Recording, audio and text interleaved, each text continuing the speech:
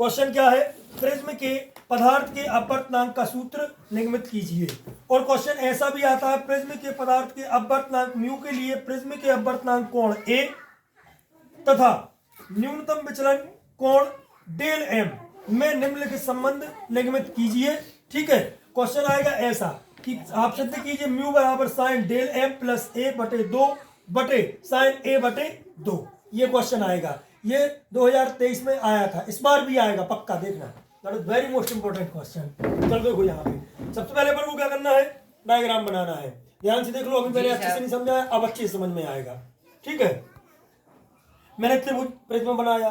Prism होता क्या है, जिसमें 3 आयताकार और 2 त्रिभुजाकार पट्टियां या पृष्ठ होते हैं। ठीक है, प्रिज्म में होता क्या है कि अपन एक श्वेत किरण एक तरफ से गुजारते हैं तो वो दूसरी तरफ 7 कलरों में बट के निकल जाती है। प्रिज्म एक पारदर्शी क्या होती है, युक्ति होती है।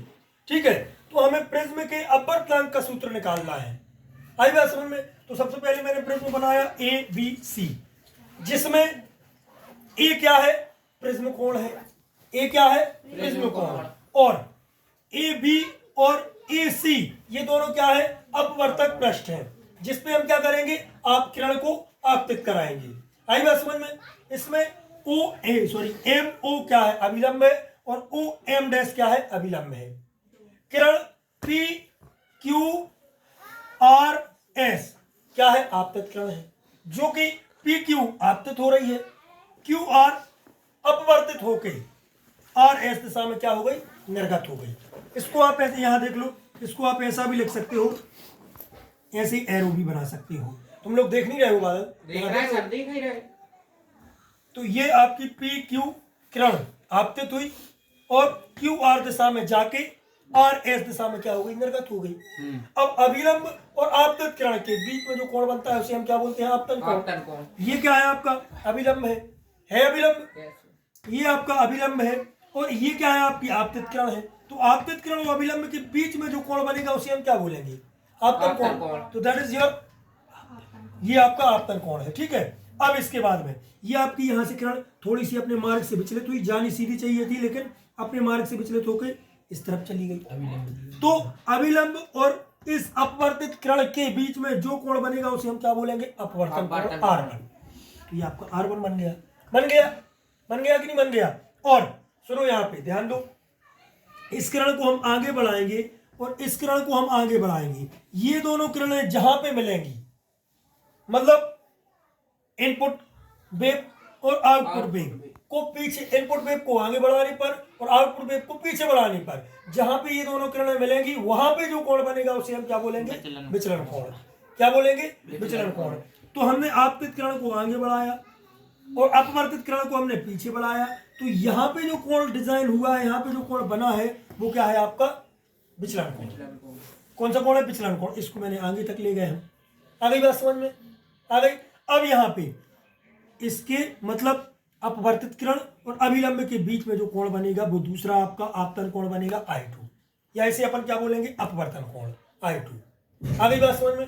तो ये हो गया अपना चित्र। इन दोनों अभिलंबों ने जहां पे काटा उसे हमने क्या बोला, O, और ये दोनों किरणें जहां पे काट रही उसको हमने क्या बोला, T। आई बात समझ में? चलो अब इसको अपन देखते हैं, इसकी थ्योरी तो अपन ही जाएगी। सबसे पहले हमें क्या करना है, हमें लेना है विचलन कोण। ठीक है, विचलन कोण का मान क्या है, नाम बोलो विचलन कोण का, UTS। देखो विचलन कोण UTS, UTS ये क्या है, आपका विचलन कोण डेल।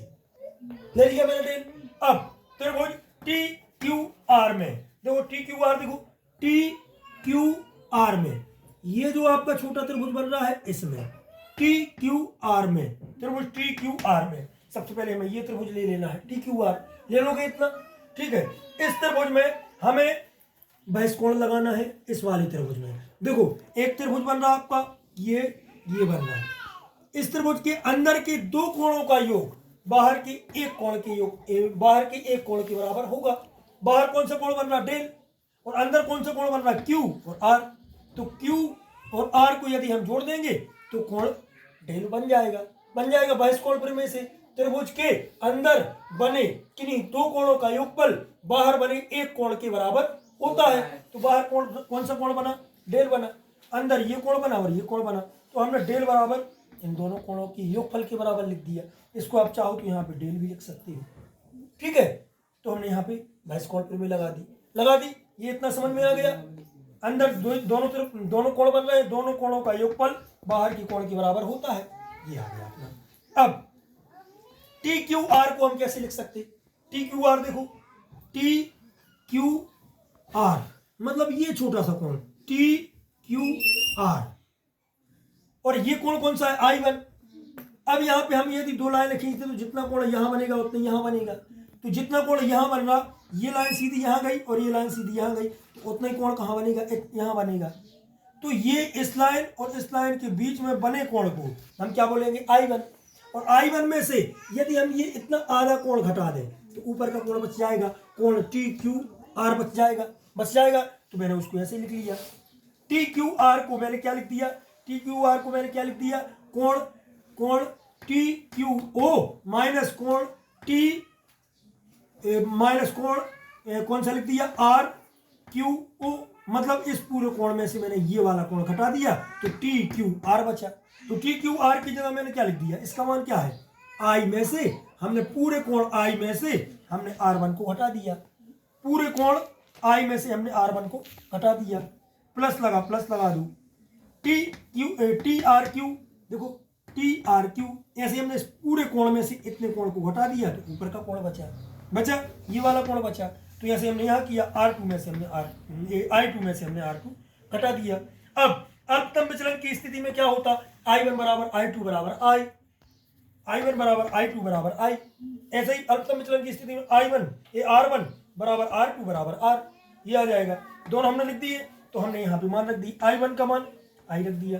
देखो ये अपना सेम रहेगा, अल्पतम विचलन मतलब मिनिमम विचलन, तो डेल M बराबर I1 की जगह I रख दूं, I1 की जगह क्या रख दिया? I माइनस R1 की जगह R प्लस I2 की जगह I माइनस R2 की जगह R, क्योंकि हमने दोनों के बराबर में ये रख दिए।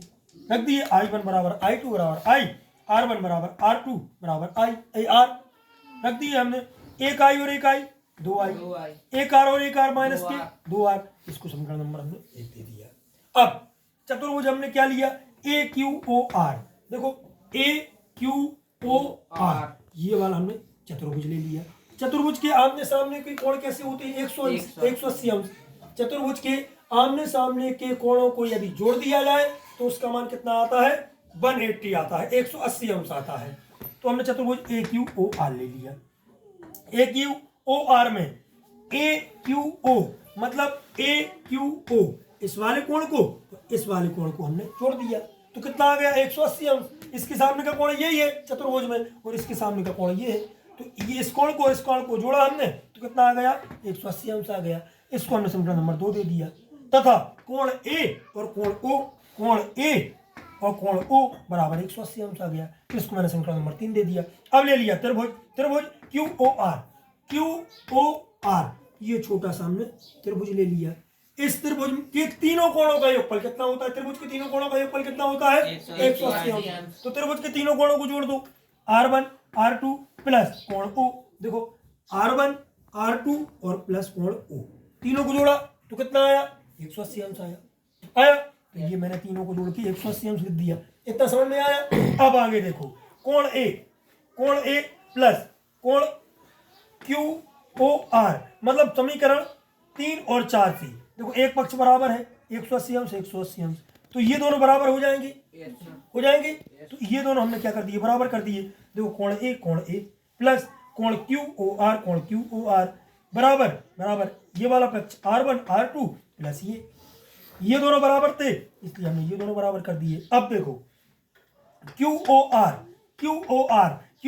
उस तरफ जाएगा, QOR से QOR क्या हो जाएगा? कैंसिल हो जाएगा। क्या बचेगा? ओनली A बराबर R1 प्लस R2, तो ये बचा। अब अल्पतम विचलन की स्थिति में क्या होता? R1 बराबर R2 बराबर R, तो हमने R1 और R2 की जगह R और R रख दिया। एक R और एक R कितने R हो गए? 2 R। यहाँ से R का मान निकाल लो। हमारा मकसद है R और I का मान निकालना, क्योंकि स्नेल का नियम क्या होता है? म्यू बराबर, पहले तो हमें ये देखना है कि हमें निकालना क्या है? प्रिज्म का अपवर्तनांक का सूत्र निकालना है, प्रिज्म के अपवर्तनांक का सूत्र, और अपवर्तनांक क्या होता है? म्यू। तो म्यू कहाँ से मिलेगा? स्नेल के नियम से। स्नेल का नियम क्या होता है? साइन आई बटे साइन आर। तो पहले हमने आर का मान निकाल लिया, अब हम आई का मान निकालेंगे। तो आई का मान निकालने के लिए क्या लिखेंगे अपन? समीकरण 1 से। समीकरण 1 क्या है भाई? देखो समीकरण 1 ये है, अल्पतम विचलन डेल एम बराबर 2i माइनस 2r।